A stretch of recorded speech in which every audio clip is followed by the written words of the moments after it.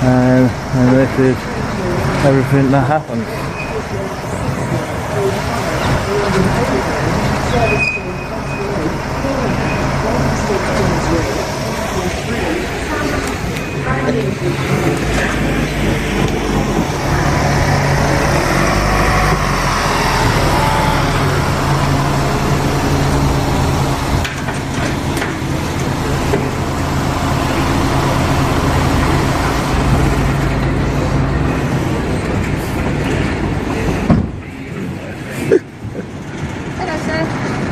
You okay? I'm very good, thank you. Can I help you with anything? No, could you identify yourself first, please? Yeah, I'm a police officer. I've got my warrant card with me. How is it I can help you today? I didn't ask for any help. And your collar number, please. It's my shoulder number. Shoulder. It's 1968 November Echo. Thank you very much. What is it you're doing today? I'm filming. Pardon? I'm filming. Any reason what for? Yep, just to see how well that the police actually interact with local people. Alright. Are you from around here? Are you from this area? There's no point in fishing to whether or not I'm from round here or not. I was just asking. It should make no difference whether or not I was or I wasn't. Yeah. Okay. I'm just asking. It's just something that... A second officer arrives, clearly identifying herself and providing her call sign. She asks why he's filming, and the auditor calmly repeats his purpose: to test how police handle public interactions. But when she suggests there's no real need to record, the auditor pushes back firmly.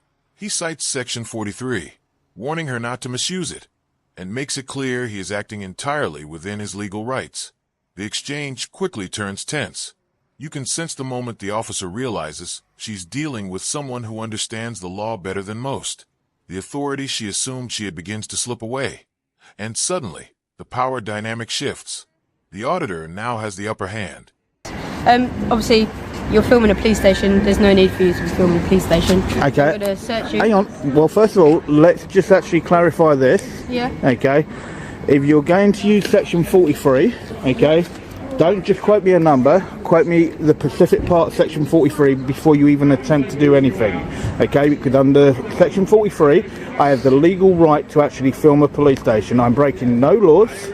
Okay. A detective sergeant has only just been out here. Okay, so think very carefully before you even attempt to use Section 43. Because if you go to use Section 43, okay, I will sue you. Sue me for what? Okay, for an unlawful detainment. Okay. Why is it unlawful? Because it is perfectly lawful, exactly what I'm doing, filming the police station. You've asked me what I'm doing. I've given you a reason. Okay. Now it states that, yeah. Station. And if you look under the Section 43, okay, it is perfectly lawful for me to film a police station. Okay, and Section 43 cannot be used in the line of filming. I'm here to audit the actual police station, and if you care to actually look, because you're a public service, okay, and I'm a member of the public, okay, and I'm entitled to do exactly what I'm doing. Okay, that's why I'm saying to you, you need to think very carefully now. And if you're going to use Section 43, if you're going to use Section 43, make sure that you quote me the correct legislation from 43. You feel the need to come out here and start filming the police station? Well, what gives you the right to abuse my rights? How am I abusing your rights? Because you're going to try and use the Terrorism Act. I haven't even done anything yet. Well, you said you're going to search me. Okay, but I haven't done anything yet, have I? That's only because I'm challenging you. No, I'm asking you a question and you can't give me an answer. I don't need to justify what I'm doing, okay? I've told you why I'm here. The auditor lays it out with absolute certainty. He warns that misquoting Section 43, or detaining him, would be unlawful, and that he would take legal action without hesitation.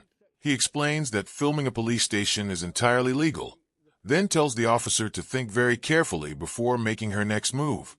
Okay, and that's why I told you, think very carefully before your next step, okay, and if you need to call an inspector or a sergeant out, then I suggest you do so, who is okay? it you just spoke to? A detective sergeant that was just out here. Did not say who it was? Okay. Right, so think very carefully. Did they not say who it was? Well, just call through to your control room, they sent him out. No one called. He's only come out, literally, he only just left me just as I walked this way. Okay. So that's why I said, think very carefully with what you're about to do. What did he say? He knows I'm perfectly well within my lawful rights to do what I'm doing. What do he look like? I'll go and see if I can find him quickly. In plain clothes, a little bit taller than me, a little bit chubby, shortish hair. Suit? Yeah. Alright, 2 seconds. Okay, looked like a dark blue suit. And you said he was a DS, yeah? Detective Sergeant, yep, he came from upstairs, over in that far corner, is where he came from. So that's why I said, think very carefully. I don't think very carefully. No, you do. You can't just use the Section 43, okay, and abuse that power. That's why Section 44 got removed, because of officers like you that tried to abuse. Like me? Yeah, You've never met me you've before. gone to use. Officers like me. Yeah, that's why Officers like the me. first thing you actually went to do was take your gloves out and actually try and abuse my rights. I'm not abusing your rights. Yeah, you did by trying to say you're going to search me. What gives you the right to think that you can do that? But how am I abusing your rights? Okay, to even suggest that. You're absolutely a disgrace, you are. I'm a disgrace. Yes, you are. It's a bit extreme. No, you're a disgrace to Why even am I a suggest that. disgrace? Okay? Why am I a disgrace? For somebody doing something lawful, you think that you can search him. I'm asking you why you've come down You think here. it makes no difference. I don't even have to answer you. Okay, let's stand in Okay? silence. Right, fine by me.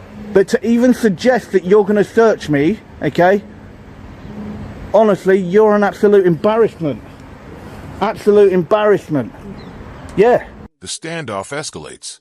The officer suggests searching him, but the auditor shuts it down instantly, calling it a clear abuse of power.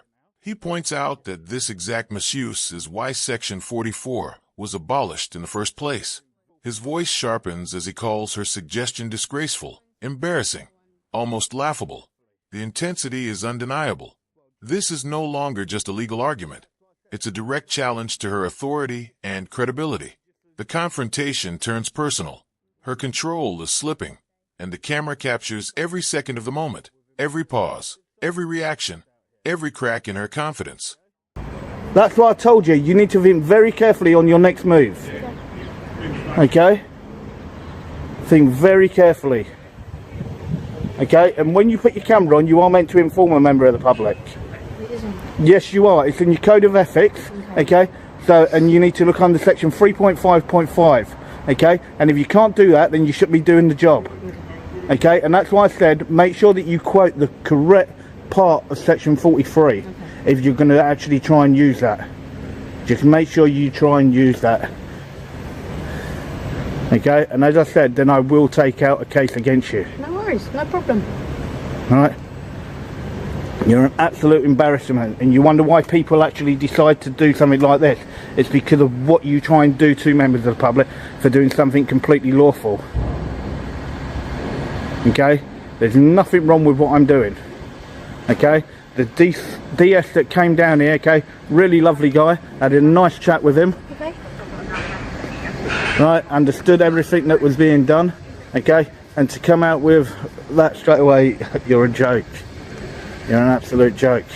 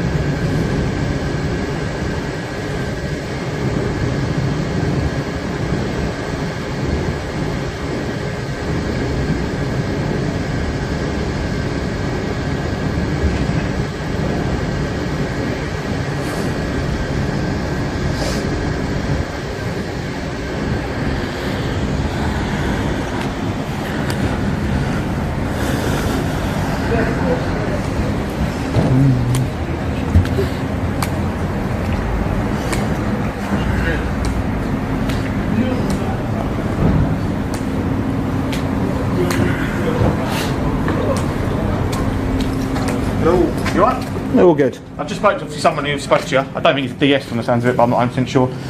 Obviously, I think what he said. Did you say to him about obviously you weren't happy about the lack of police officers or something like that? Was it? Yeah, it's called an audit. Yeah, fair enough. Long and short of it, like you said, he's obviously said you can record. The more people we see you and see it, obviously with everything going on, terrorism is obviously very high.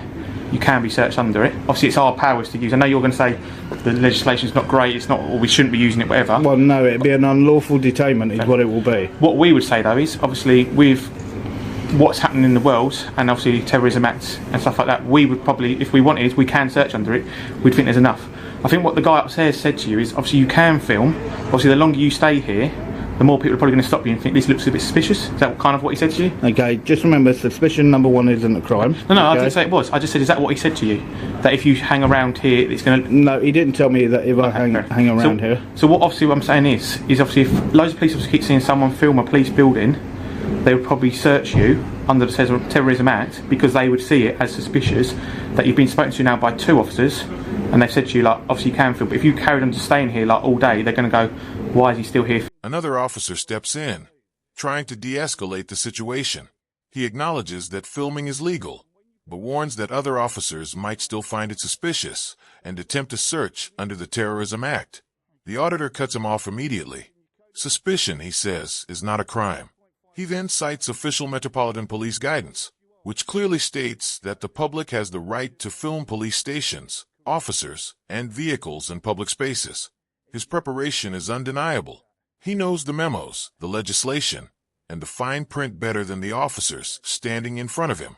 This isn't just confidence, it's strategy, a masterclass in standing your ground, and a powerful reminder that knowledge can completely flip the script.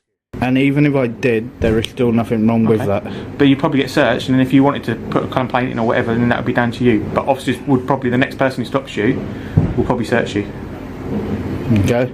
And just be aware, whoever you spoke to, they haven't informed anyone else that you're here. That's not my fault though. No, I'm not saying that. But as I did tell you, it literally only just left me. Yeah, but I walked from here to there. But I don't know that. And that was when you came out, okay? But maybe what you should do is, instead of actually going to try and go straight in for and saying about a search, okay? Maybe the actual facts should actually be put forward first. You can't go off of what you don't know, but what you do know.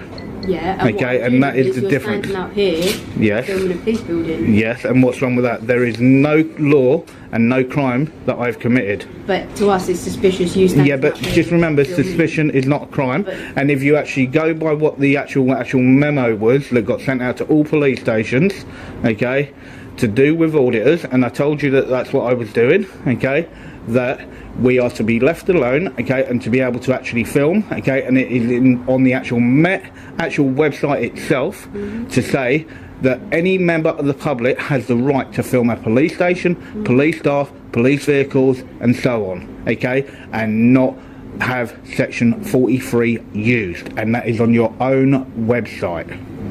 Okay, but we can use that to search. And it will be unlawful. It's not unlawful. Yes, it is unlawful. No, it's not unlawful. Yes, it is unlawful. Okay, you have to have reasonable suspicion, okay, and just because you suspect, that is not reasonable grounds for that search, okay. So you need to actually clarify, and you need to actually go back and look at how to use section 43 in the correct manner. No worries, mate, I will do. Okay. So we'll leave you to it, but obviously, like I said, if more colleagues come, and obviously after we've obviously it's been on the radio now because my colleagues put it up that someone filming, the next officers might search you and it'll be down to their powers. All right? I know you disagree with it, but if that's what they decide to do, then that's what they decide to do. And if you're not happy about it, then obviously you have to put a complaint in about obviously that person. Okay? Yeah. Can I say thank you very much for actually taking the time to actually go up Yes, all right. and actually find out for me. Yes, it was right. most There's quite a few people appreciated. up there, so it does take a while to find. Yeah. No. Unfortunately, they're not got numbers or shoulders numbers. No, So. it was most But appreciated. obviously, going forward, and obviously you might want to record or whatever, but you probably will get challenged And again. and that's fine. I welcome any interaction by any officer. Fair enough. But, Okay. but the next one might search you. Yeah. Is that fair enough? Yeah. As I said, I welcome any interaction by any officer. The conversation begins to soften as the officer concedes. Yes, another cop might still decide to search him, but that would be their choice. The auditor acknowledges the risk, but he welcomes any interaction. He isn't backing down. He even reassures them that he avoids filming victims or reception areas, showing that he respects boundaries while still demanding accountability. It's a small but crucial detail, one that separates him from agitators. He's here for transparency, not harassment. That distinction gives his stance even more credibility. And in that moment, it leaves the officers with nothing solid left to argue. Honest answer, are you going to be staying here for a while and filming? Just so we can put it up. I don't know. I couldn't tell you. Yeah. I couldn't tell you. Okay. We can tell people. I may be done in 5 minutes. Yeah, I may be here for another half an hour. I don't know. Okay, no worries. The only thing I would say as well, I know you want to film it, but there's also victims here as well. I know. That's why I've made sure that I haven't gone anywhere near the actual reception. Yeah. And when they also do sit under here as well. Okay. And they probably won't go upstairs, but they can go upstairs. Yeah, well, nobody's been there, okay? If I sort of think that somebody is, okay, or somebody actually said that they were, then I would blur their actual face out. So that's not a problem. Fair enough. That's the only thing I would ask. Okay, no, that won't be any... Like I said, the next officer might actually just turn around and say, like, you've been spoken to twice, you're getting searched. Fair enough? I know you might disagree with it, but that's probably what will probably happen. Yeah, but then I will wait and see when I engage with the next officer. But all I'm just saying to you is probably what would happen next. Obviously, because we've had interactions now with you, 3 of us. Obviously, we've spoken to you. Yeah. And that's that. Okay? That's fine. Yeah. Okay. No worries. No worries. Thank you, sir. Have a lovely evening. What was I doing? Okay, so there is her walk of shame, where she really thought that she was going to use section 43 on me, but she got absolutely nothing at all. So she has to get back in her van and then she has to drive off. So, but what an absolute joke that she thought that she could get out and actually go in for a section 43. Okay. What an absolute joke this woman is. Absolute joke. So, but she really needs to sort it out. She really does. Look, in with the vehicle running and on her phone. So, what does that say? So, Yes? well, you do realise you shouldn't be on your phone while the engine's running. Yes, I can be. No, you can't be. That is what the actual law is. You're not above the law. I'm hot. You've still got the keys in the ignition. And I'm hot. That is, it makes no difference. The law is with the keys in the ignition. The final moments are almost surreal, borderline comedic. The officer who threatened section 43 finally drives off, but the auditor notices something else. She's on her phone, engine running. He calls her out instantly, reminding her that using a phone with the keys in the ignition is against the law. The irony is brutal. After trying to pin him on unlawful suspicion, she's the one breaking the rules. It's a perfect walk of shame ending. The auditor standing his ground, the officer exposed on camera. The reversal couldn't be clearer. Citizen lawful, officer careless, and the camera makes sure the world sees every second of it.